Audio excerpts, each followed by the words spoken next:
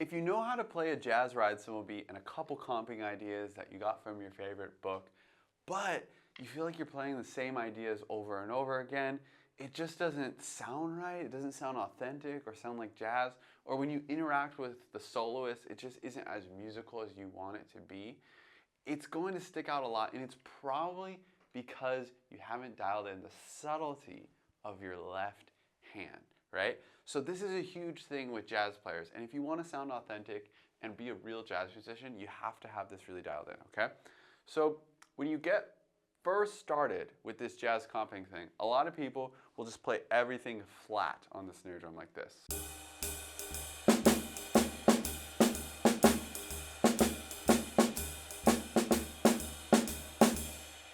Right? That's fine, it works, but it doesn't sound as authentic as when you use accents and taps in your left hand like a real jazz drummer would, like this.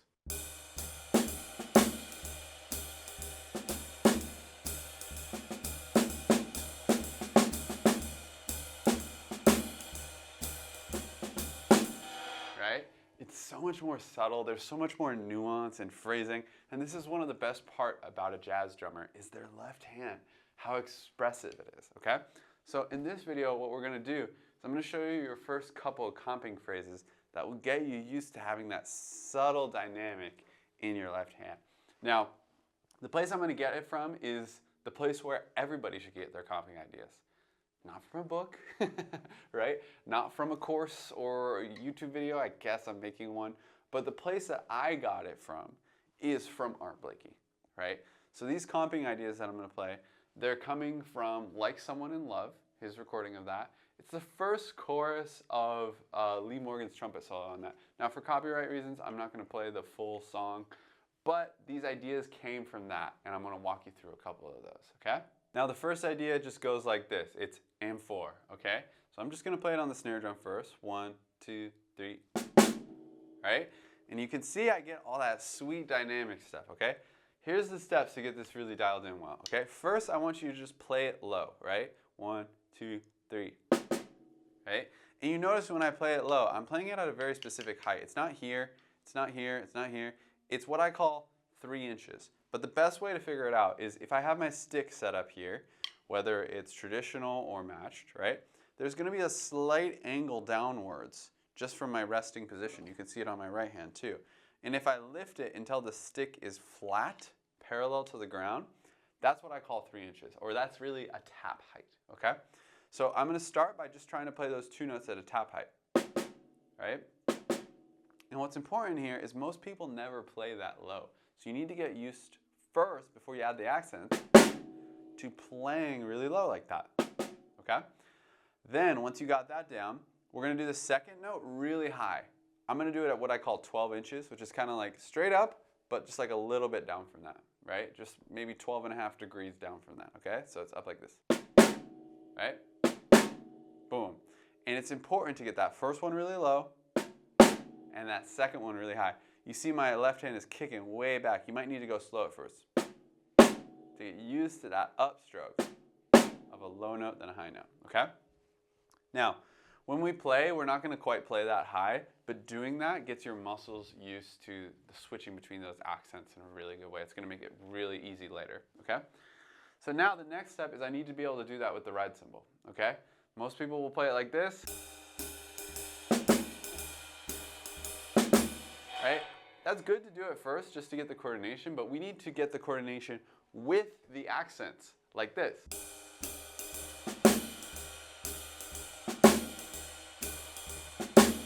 Right? Now, don't just try to jump in and do it. Probably what's going to happen is you're not going to really nail the accents, or you'll nail the accents but you'll mess up the ride cymbal. It's better to go really slow like this. Watch. I'm going to stop on beat 3. And then I'm just going to play the 1 tap like this.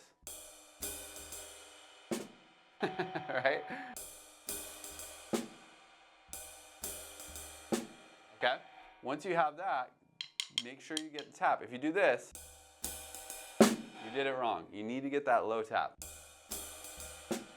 Right? Then we can add the next note. And I'm even going to take my time to get to the next note, which is an accent on my left hand and then an accent on my right hand on the ride cymbal, right? So it's going to be like this. All right, let's do it kind of with a gap in there like this. All right, see how I went really slow like that? The reason I'm doing that is to get the muscle memory of playing the right note once rather than trying to rush through it and not getting the right stick height, okay? If I can get the right stick height but with the wrong timing, then it's gonna make it a lot easier to get the right stick height with the right timing, okay? Let's try it again. Now I'm gonna try it, see if I can eliminate the space a little bit, make it more in time. All right? If you get that, then you can add the next note, add that last ride cymbal.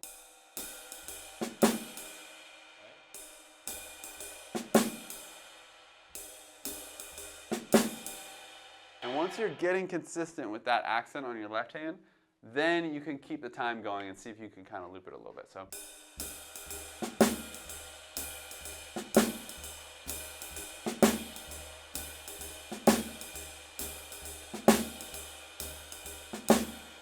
Good. So that's how you get your first phrase down. Now, at this point, you probably have a couple questions, okay? One question I get a lot is like, oh, Jameson, you have such a cool thing going on with your molar left hand thing. It's kind of whipping. Do I need to get that down in order to do this? No. The only thing that's important is how the stick moves, right? Eventually you might do it, but I can get that motion without whipping my hand like that. You see that?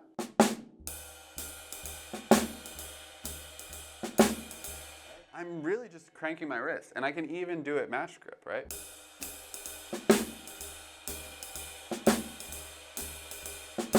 I can also do it molar match grip. So the answer to that is it doesn't matter if you do it molar or not. If you already know how to do that, that's fine. But if you don't, I wouldn't try to do that. I would just focus right now on controlling those stick heights with your wrist. That's going to be the most straightforward way because you don't have to figure out all this stuff. But just get the stick to move in the right way, however you can. Try not to build any habits with this yet. That's more of an advanced technique for later, okay? So once you got that down, you can play that phrase. Okay, let's go on to the next phrase. All right, the next phrase goes like this. It's 1, 2. 1, 2, and 4, 1, 2. Right, so first thing I'm going to do is I'm going to play it all low like this. 1, 2. Right, at that 3 inches, making sure I'm getting that good. 1, 2. Okay, and this one goes accent, tap, accent, right? So let's try this. I'm going to do the first accent and then the other 2 low like this. 1, 2. 1, 2. Because I'm just wanting to practice doing that downstroke, keeping that stick down after the accent. At the beginning, you're probably going to do this and do like a staggered thing rather than a loud note and then 2 low notes. You don't want high, medium, low. You want high, low, low, right? So once you can do that, coming all the way up, then let's do the last note, accented, come all the way up. The thing to watch out for is getting that middle note as low as you want it, right? You see how I'm doing it really slow? At the beginning, you might even do it out of time. Maybe even looking in a mirror, making sure that you're getting those downstrokes and upstrokes really clear. What I see a lot of people doing is this. You know, where the middle note is not low enough. And to do that, you really gotta let the weight of your wrist fall down. For me, I'm feeling my fingers in my left hand kind of absorbing it. If you're holding it matched, then you would feel it absorbed in your back fingers here, right? But just letting it be absorbed so it stays down and then coming back up.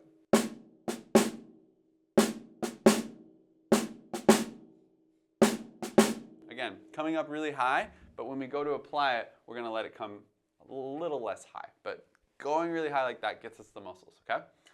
Great, now I'm gonna kind of chunk it again. I'm gonna get those accents exactly where I want them. The first one is I'm gonna stop on the end of 2 with the accent on my left hand like this.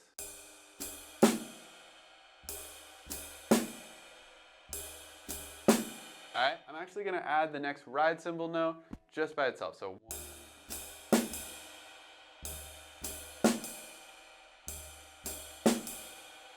Very simple. Next is I need a tap on the end of 3 really low. This is the important part. Most people will play the tap too high. So, all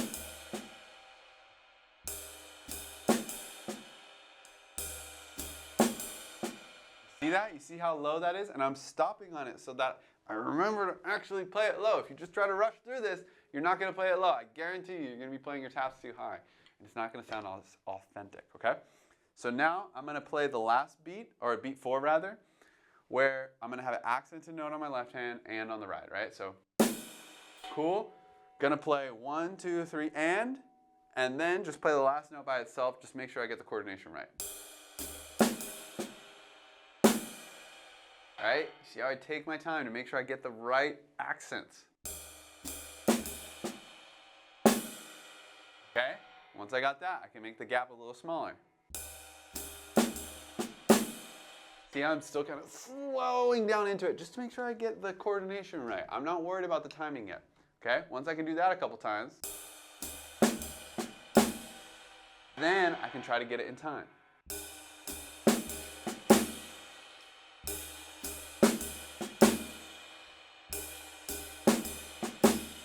I'm going to add the last ride cymbal beat and I'm good.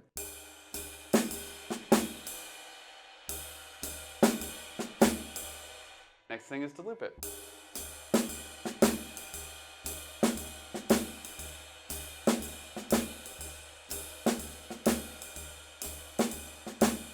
Now while I was doing that, I also brought my left hand a little lower for the accents. That's going to be a little bit more appropriate for the style. I don't need these giant marching band accents, okay? Now, we're going to go on to the next phrase, my last phrase for you today. But before we do that, if you're watching all this and you're thinking, I don't even know where to get licks for comping, or like, oh yeah, I'm going to comp over these tunes, but I don't know these tunes, and I'm too afraid to even go to a jam session and know if I'm comping with a solo as well.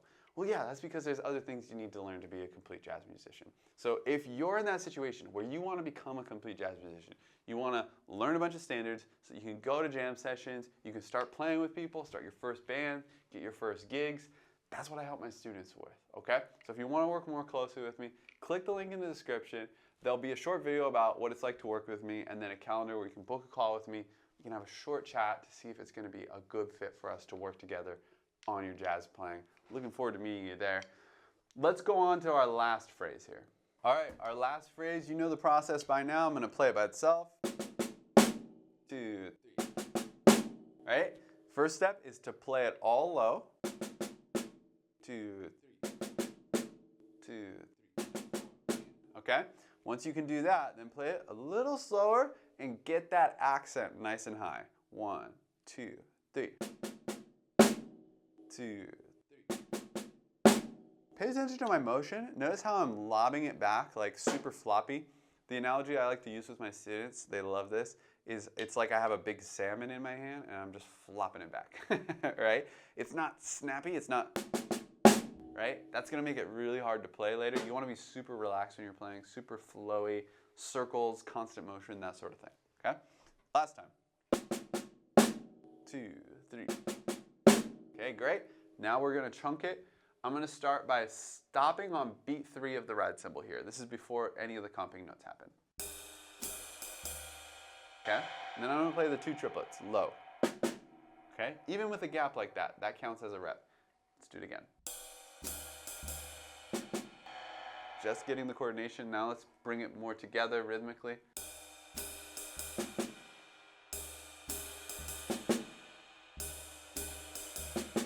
Cool? That's sounding good.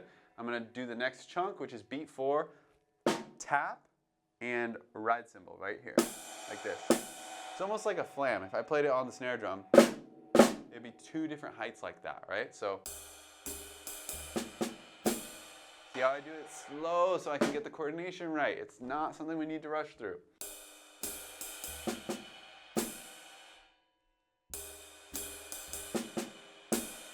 Okay? We're almost there. The very last note is going to be an accent on my left hand and kind of a lower note on my ride cymbal, like this. It's almost like a left-handed flam, right? Where my left hand is higher, my right hand is lower, okay? So again, I'm going to play the first chunk, slow down, and get that last note. Make sure I get the right coordination.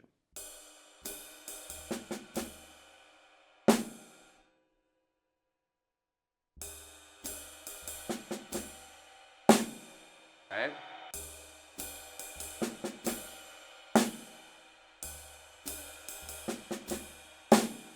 Alright, Once I'm more comfortable with that, then I can do it in time.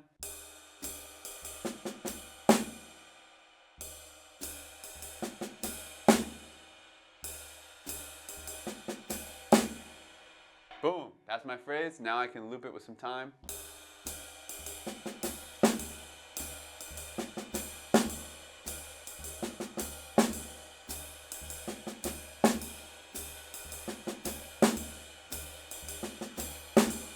All right, now we have this phrase that sounds super beautiful. The next thing would be to take these ideas and try to use them in context. Mix and match them, maybe play along to a record.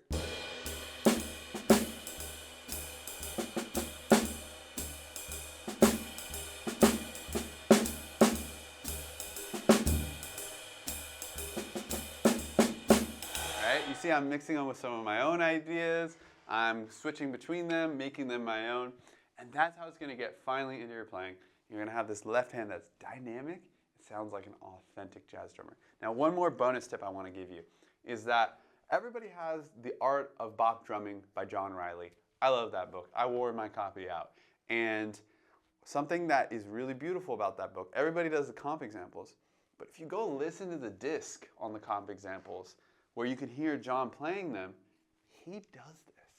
He plays these accents, and it completely changes how you play those comp examples. So if you're trying to get this dialed in, I recommend you go check out the disc, the audio of John playing through these comp examples, and where he puts the accents. You can even mark them in your comp example book, right? And that's gonna get you sounding way more authentic because you're learning from a recording of an actual drummer playing rather than just doing exercises in a book. And of course, the best way to do this is just to listen to Philly Joe Jones, Art Blakey, Tony Williams, Elvin Jones, and get their comping and apply it the same way using this muscle memory that we learned on this lesson. So, if you found this video interesting, you'll probably find this next video interesting.